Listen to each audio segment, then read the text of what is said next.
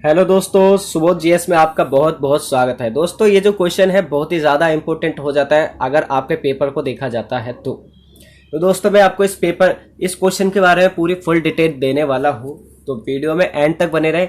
Otherwise आप इस video को क्वाइट भी कर सकते हैं, मुझे कोई दिक्कत नहीं है। बट अगर आप देख लेंगे एक बार तो हो सकता है कि इस क्वेश्चन को देखने के बाद, समझने के बाद आप 3 से 4 नंबर लेकर के आ सकते हैं अपने पेपर में। तो चलिए वीडियो को शुरू करते हैं बिना कोई देरी किए।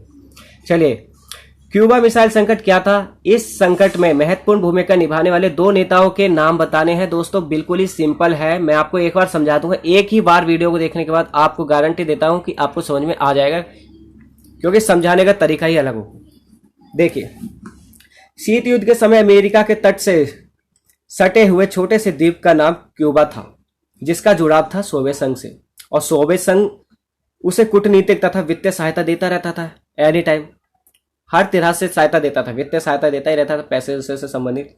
1961 में सोवियत संघ के नेता इस बात से चिंतित थे कि अमेरिका साम्यवादियों द्वारा शासित क्यूबा पर आक्रमण कर देगा और इससे राष्ट्रपति फिदेल कास्ट्रो का तख्ता पलट हो जाएगा। मतलब कि अमेरिका तो बहुत बड़ी शक्ति थी उसके। देखिए, अमेरिका ये है, मान लीजिए अमेरिका ये है, तो यहाँ पे ये है छोटा सा, ये अमेरिका हो गया, तो ये छोटा सा क्यूबा हो गया। अब यहां पर था रूस, तो रूस तो देखिए कुछ कर नहीं पाएगा क्योंकि बहुत दूर है।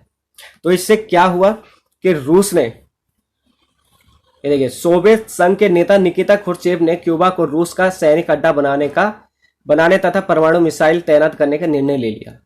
अब रूस ने क्या सोचा कि सोवियत संघ ने क्या सोचा कि यहाँ पे हम अपने मिसाइलें तैनात कर देते हैं और परमाणु मिसाइलें भी तैनात कर देंगे, सैनिक अड्डा बना देंगे, तो अमेरिका इस पे अटैक नहीं कर पाएगा, क्योंकि फिर उसको डर हो जाएगा कि हाँ, अगर हम इस पे अटैक करते हैं तो ये भी हम पे अटैक कर सकता है। इसलिए सोवियत संघ ने क्या किया आप देखते हैं। इन हथियारों की तैनाती से पहली बार अमेरिका नजदीकी निशाने की सीमा पर आ गया। हथियारों की इस तैनाती के बाद सोवियत संघ पहले की तुलना में अब अमेरिका के भूभाग के लगभग दुगने ठिकानों या शहरों पर हमला बोल सकता था। अब क्या था कि भाई देखो, सोवियत संघ कहां पर है? अब यहाँ पर क्यूबा है और अमेरिका ये है। अगर यहाँ पे सोवियत संघ अपने हथियार वगैरह सब यहाँ पे इकट्ठे कर देता है तो इससे हमें अमेरिका पर इसको आसानी से हमला कर सकता था। तो इसी चीज को देखते हुए इसने निर्णय लिया कि हाँ, अब हम इनके ऊपर अपने हथियारों की तैनाती करेंगे क्यूबा पर, और कहते हैं अमेरिका के बहुत ही पास पहुंच जाएंगे युद्ध के लिए। अब देखिए क्या था। अमेरिका राष्ट्रपति जॉन एफ कैनेडी इसका उत्तर अमेरिकी जंगी बेड़ों को आगे करके क्यूबा की तरफ जाने वाले रूसी जलयानों को रोकने का निर्णय लेकर दिया। मीन्स कि सोवियत संघ अपने हथियारों को यहाँ पे पहुंचाएगा तो जलयान की सहायता से, तो उन चीजों को रोकने के लिए, उन यानों को रोकने के लिए जॉन एफ कैनेडी ने अपनी जंगी बेड़ों को उनकी तरफ कर दिया कि जाओ भाई और रोको, अगर यहाँ पे आ गए तो यह हमें मार देगा।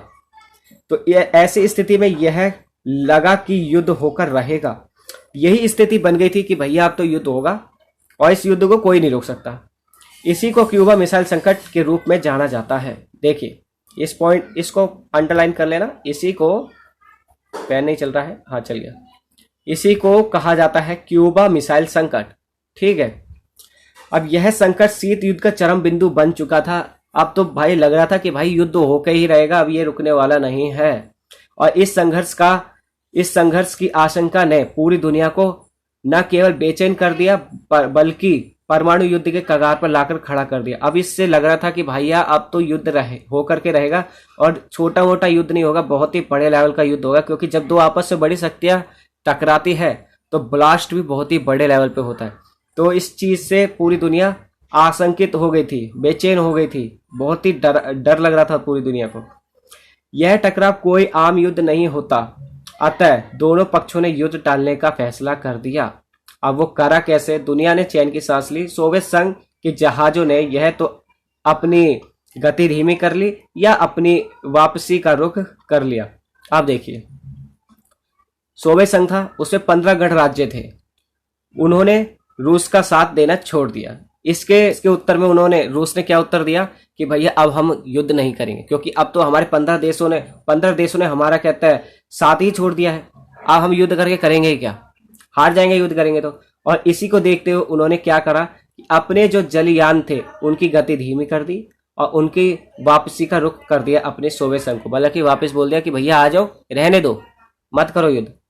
इसी चीज को देखते हुए ये युद्ध बहुत ही आसानी से रुक गया। आसानी से तो नहीं कह सकते, बहुत ही समय बाद ये युद्ध रुका। और अगर ये युद्ध होता तो दोस्तों पूरे विश्व टहल उठता, मेरा मानना है ये।